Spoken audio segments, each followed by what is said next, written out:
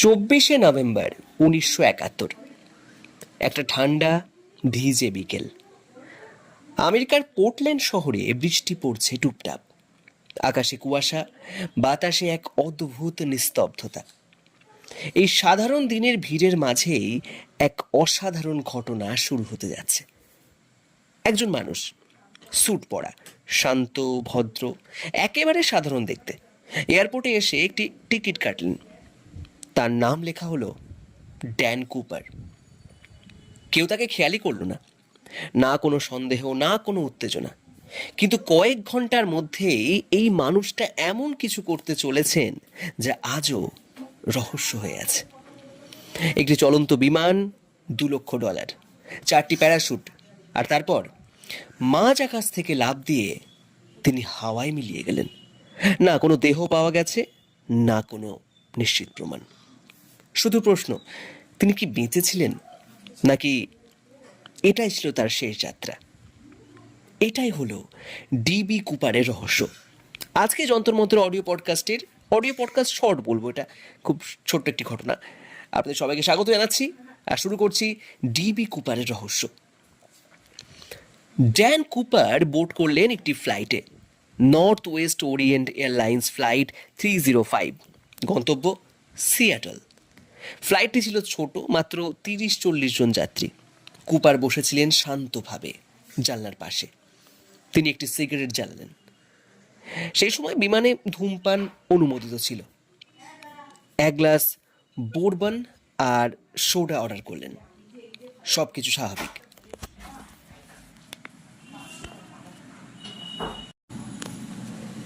কিন্তু কিছুক্ষণ পর তিনি একটি চিরকুট দিলেন বিমানবালাকে। প্রথমে বিমানের মানুষটি ভেবেছিলেন এটি হয়তো কোনো ফোন নাম্বার, কিন্তু কুপার শান্ত কণ্ঠে বললেন, ম্যাডাম, আপনি এটা পড়ুন, আমার কাছে একটি বোমা আছে। চিরকুটে লেখা ছিল, I have a bomb in my briefcase.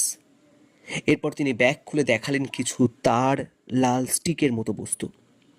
এটা কি সত্যি বোমা ছিল না নকল, আজও কেউ নিশ্চিত নয়।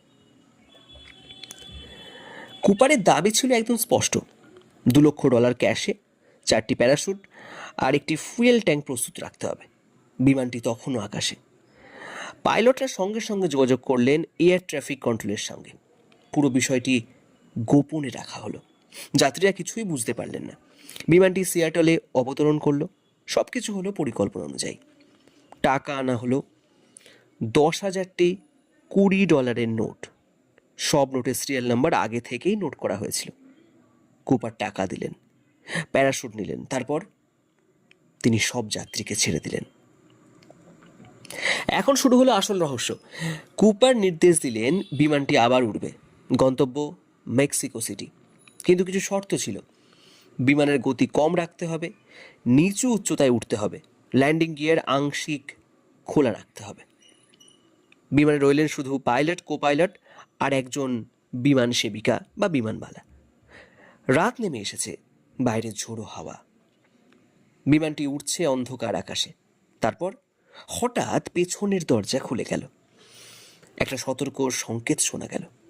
কুপার প্যারাশুট পরে টাকা নিয়ে ঝড়ের মধ্যে লাফ দিলেন এবং চিরতরে হারিয়ে গেলেন। এই ঘটনার পর শুরু হলো আমেরিকার ইতিহাসের সবচেয়ে বড় তদন্তগুলোর একটি। এফবিআই এই অপারেশনের নাম দিল নরজ্যাক, নর্থ ওয়েস্ট হাইজ্যাকিং। হাজার হাজার মানুষকে জিজ্ঞাসাবাদ করা হলো। 800রও বেশি সন্দেহভাজন বিমান থেকে পাওয়া গেল। একটি কালো টাই, কিছু আঙুলের ছাপ, যা পরে হারিয়ে যায়। পুরো এলাকা তল্লাশি করা হলো, জঙ্গল, পাহাড়, নদী, কিন্তু কিছুই পাওয়া গেল না।